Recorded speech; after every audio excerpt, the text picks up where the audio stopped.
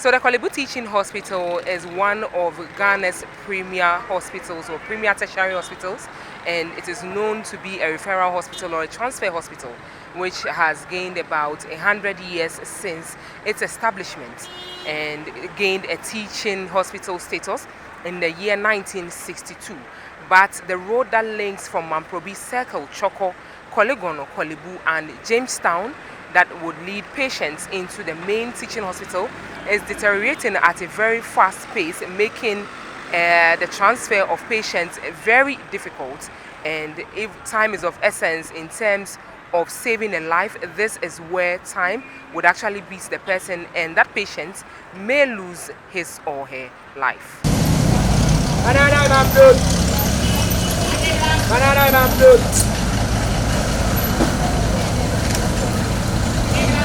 The Kolebu Teaching Hospital, established in October 1923, is a premier tertiary health facility in Ghana, but gained a teaching hospital status nearly 61 years ago. It is also the third biggest referral center in Africa, with about 2,000 bed capacity. The hospital receives patients from the neighboring communities, including Dansoman, Choko, Mamprobi, Kolegono, Jamestown and its environs, as well as other regions whose patients are on referrals.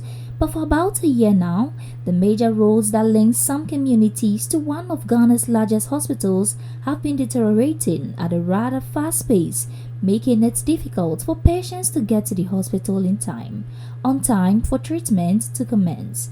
One would think that the patient is the only one at risk, but tractor drivers and private car owners are forced to veer off into the other lane, which may lead to a crash and, in worst scenarios, severe injuries or death. The Kolebu Polyclinic is also one of the main hospitals within the vicinity, and it has not been left out when it comes to the bad road network that leads through to the vicinity and into that polyclinic. We'll take a video of what is happening here and then we'll bring it to you, our viewers. Leading to the main roads. At the Kolebu Polyclinic, also one of the main hospitals within the vicinity, has had its own share of the bad road, as road users are met with a rough drive before entering the hospital.